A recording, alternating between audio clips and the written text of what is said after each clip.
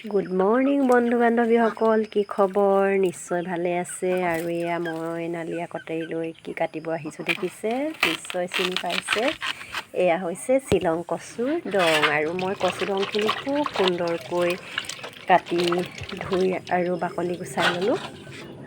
মানে ধোৱাৰ আগত বাকলিখিনি গুচাই ল'লোঁ। আৰু এতিয়া মই খুব সুন্দৰকৈ সৰু সৰু কৰি কাটি ল'লোঁ। ইতিমধ্যে মোৰ গেছত কেৰাহীখন তেল গৰম কৰি ৰাখিছিলোঁ আৰু মই পিঁয়াজখিনি দি দিলোঁ। আৰু মই এনেকৈ মোৰ ব্ৰইলাৰ মাংসখিনিও খুব সুন্দৰকৈ আলুৰ লগত কাটি ৰাখিছিলোঁ। আৰু যিহেতু মোৰ তেলখিনিত পিঁয়াজ ফ্ৰাই কৰা হৈ গৈছে আৰু সেয়েহে মই মাংসখিনি দি দিলোঁ। আৰু এতিয়া মই মাংসখিনি খুব সুন্দৰকৈ লৰাই ল'ম। আৰু মই এয়া আপোনালোকে কি দেখিছেনে, এয়া হৈছে বাঁহগাজৰ খৰিচা।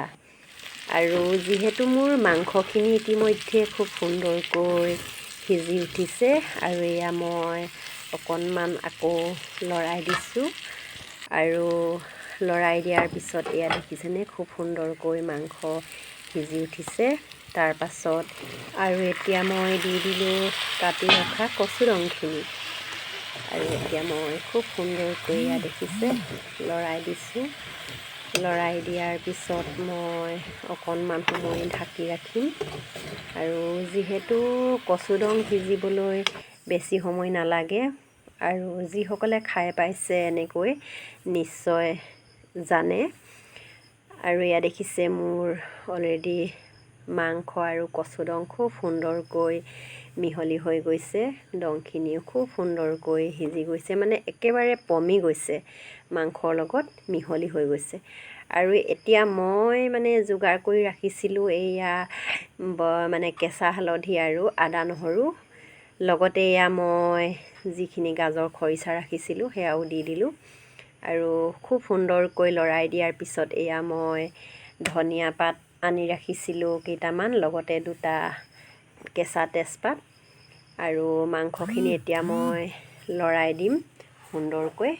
তাৰ পাছত অকণমান সময় মই ঢাকি ৰাখিম।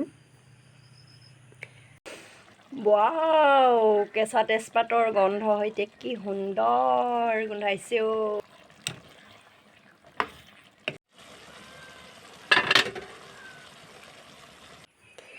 বন্ধুসকল আহকচোন তেনেহ'লে মই এই সুন্দৰকৈ সজাই লোৱা ভাতৰ থালিখন একেলগে বহি খাওঁ, নহয়নে? বাই বাই, আকৌ লগ পাম মোৰ এনেধৰণৰ এটা নতুন ৰেচিপি ভিডিঅ' লৈ।